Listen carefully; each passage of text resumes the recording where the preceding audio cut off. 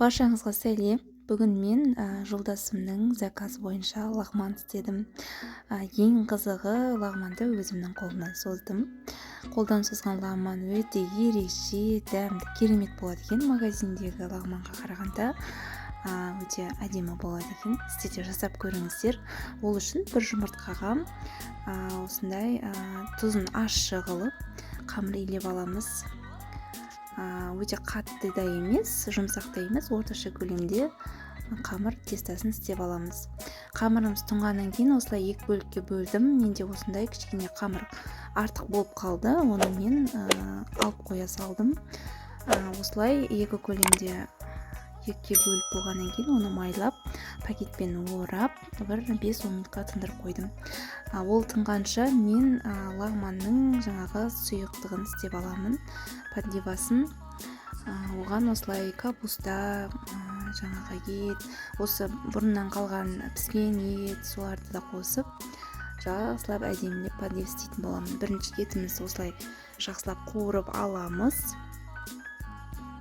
Сосын оған мен соя қостым. Сояны етті қуырылып жатқан кезде қоссаңыздар, дәмі керемет болып шығады. Жаңағы пісуі де өте ерекше, жұмсақ болып піседі.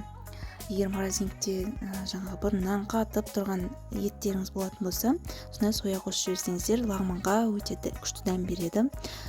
Сосын артынша осындай салмаларын барлығын салып, күштілеп, әдемілеп тұрып, қып-қызыл қылып қуырып аламыз. Үйіңізде қандай витамин нәрселер бар? Мысалы, болгарский, капуста, чеснок, барлығын қоса берсеңіздер болады. Баклажан да қоссаңыз болады. Лағман өте өзі витаминный тамақтың бір түрі. Мен үйімде бар нәрсемен істедім. Соның өзінде керемет дәмді шықты. Помидор қостым. Барлығын әдемілеп қуырып алдым. Сосын оған сельдерей қосуды ұмытпаңыздар. Лағманның дәмді болып шығуына сельдерей күшті көмектеседі. Көкпияз, сельдерей. Осылай жақсылап қуырып, суын құйып, орташа отта мен қалдырып қойдым. Енді қамырына көшетін боламыз. Жаңағы қамырымыз енді дайын болды. Осындай видеодағыдай жұмсақ, әдемі, созуға күшті керемет болып дайын болып тұрады. Жұмыртқа қосқаннан кейін ол үзіліп те кетпейді. Осы видеодағыдай, дәл видеодағыдай істей бересіздер. Жұқалатып, созып шығамыз. Бұл 2-3 рет жұқаланғаннан кейін осындай көлемге түседі. Міне екіншісінде істеп жатырмын. Оны да осылай созып қойдым. Енді бұған тағы да құрғап кеткеннен кейін мен май жақып қойдым. Міне тағы да мен созу үстіндемін. Осы видеодағыдай созсаңыздар керемет болып шығады. Міне осындай көлемге жіңішкерді. Барлығын бірдей, біркелкі етіп, осылай орап шығасыздар. Видеодағыдай. Негізі мен басында өзім үйренген кезде лағман өте қиын болып көрінген тұғын, бірақ істеп көргенге болады екен. Міне екеуінде екі қамырды да осылай орап қоясыздар, үстінен майлап қоясыздар. Жаңағы піскен етімді кейіннен салдым қуырмай. Осылай қосып жіберсеңіздер, желімді болып кетеді, қалып қоймайды. Піскен еттеріңіз алдыңғы тамақтардан қалған. Сельдерей дегеніміз осы сельдерей. Артынша мен көк пиязды да қостым. Лағманға осылай көктерді қолдансаңыздар, дәм күшті болып шығады. Қараңыздар, иісі күшті шығып тұр осы жерде. Оранған жаңағы орап қойған қамырларымыз дайын болды. Одан сайын күшті созылмалы болып созылады. Осылай видеодағыдай ақырын созып аламыз. Осылай. Егер арасында бір жері қалың, бір жері жұқа болатын болса, қалың жерлерін мен істеген сияқты осылай істеп аласыздар. Оны жаңағы легеннен алғаннан кейін тағы да бір қайтара осылай жайып аламыз.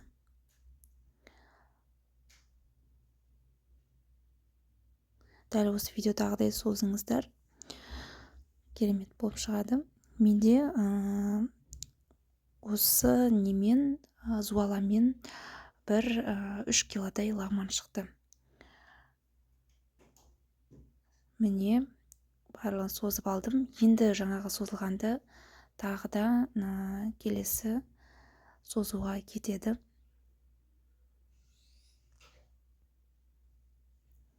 Жаңағы қолмен бүйтіп созылғаннан кейін мынандай оңай түрі бар. Бір қолыңызбен ұстайсыз, екінші қолыңызбен былай жайып өткізе бересіздер. Өз қолдарыңыз үйреніп қалады. Міне біздің лағманымыз созылып дайын болды. Осылай қолыма алып қайта ұрып шығатын боламын. Бұл ұрғанымның себебі ол шаштай болып шығады. Мен су қайнатып қойып едім. Осы суымызға ашылеу қылып тұз салып, қамырымызды салып пісіріп аламыз. Салғаннан кейін қолыңызға жаңағы көкпірлеріңізді ма, вилкамен ба, осылай мен сияқты алып, арасын осылай шаштай етіп ажыратып аламыз. Ыстық суға салғаннан кейін олар өздері ажырайды, әдемі болып піседі. Лағманды да тура қамырауға салған сияқты пісіріп аласыздар. Осылай көтеріліп шығады, кәдімгі қамырды пісіріп алған сияқты. Осы бір қайнап шыққаннан кейін сәл ғана ұстайсыздар да сүзіп ала бересіздер. Дем де тез пісетін болады. Менің қамырым күшті, керемет болып шықты. Өзіме қамырды қолдан жасаған ұнайды. Магазиннен алғаннан гөрі, магазиндегілердің көбісі қалың, сондай көп шайнауға келетіндей болады да. Ал қолдан жасасаңыздар мүлдем басқаша. Керемет болып шығады. Жегенге де жеңіл әрі дәмді болып шығады. Осылай мұздай суға арнайы дайындап, бір мұздай суға салып аласыздар. Осы менің ана екі бөлікке бөлінді ғой. Сол бір қамырымнан шыққан лағманым осынша көлемде болды. Міне суға салып алғаннан кейін еті тірілене бастайды. Одан кейін майлап қоясыздар. Мен мына жерде майлап қойғанмын суығаннан кейін. Керемет лағманым да пісті. Жолдасыма да қатты ұнады. Өзіміз жеп алдық. Сіздердің назарларыңызға рахмет. Осылай жасап көріңіздер сіздер де.